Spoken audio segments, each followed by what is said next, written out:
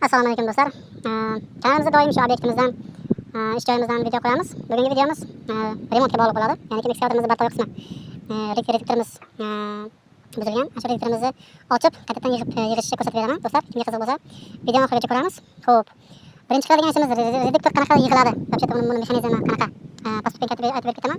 Xo'p, birinchi qavatimizda golovka turadi, ya'ni kirishkasi hamma bo'ladi. Ikkinchi qatorda birinchi qavat sisternamiz. İkinci qatorda ham bu 3 talik sisternamiz, bu 4 talik sisternamiz bo'ladi do'stlar. O'rtada bitta val. O'sha kichik val buni ham aylantiradi, buni ham aylantiradi. Ikkalasiga ham joy beradi. Xo'sh. Bizda nima bo'lgan? Bizning problemamiz do'stlar, ichkarida podchepnik bo'ladi. Ya'ni reduktorimizni gidravlikadan keladigan bosim bilan ishlaydigan podchepniklarimiz. Podchepniklarimiz orasida bunaqa zoldirlarimiz bo'ladi. Kichik. Mana shu podchepniklarimiz orasida turadigan, mana ko'ryapti videoda. Mana shu zoldirlarimiz to'kilib ketgan payt, nagruska bo'ladi, boshqa bo'ladi yoki sinib ketishi mumkin. Zoldirlarimiz pastga tushib, shesternamiz orasiga tushib qolishi mumkin. Bu shesternamiz shunaqa zich yig'ilganki, ozroq gryaz tushib qolsa ham, ozroq bir strutga tushib qolsa ham, bular bir-birini yeb oladi. Shunaqa kuchli ishlaydi bular, kuchli daliniya bilan ishlaydi. Xo'p, bizda o'rtadagi shesternamiz yerilib ketgan. O'rtadagi shesternamizni almashtirishga to'g'ri keladi. Yuqorida videosini qo'yib ketaman, что? Это потихоньку. Чтобы видно было, где. Так.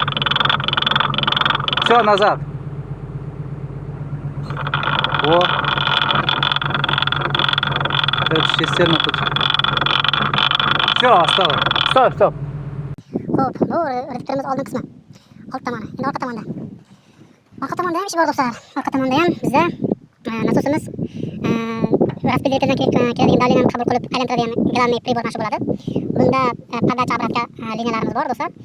Xo'p, buni ham sinimat qilganingizdan keyin bunda ham davleniya bor. Buni ham zapish qilish kerak, ya'ni bir nima tutib qo'ysangiz masla gidravlika oqmaydi. Xo'p.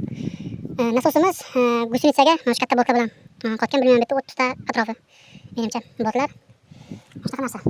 Если что, qiziq bo'lsa, foydali bo'lgan bo'lsa videomiz, kommentariyga yozib ketinglar, agar kimga qiziq bo'lgan bo'lsa, tushuntirib aytib ketamiz qo'ldan kelgancha.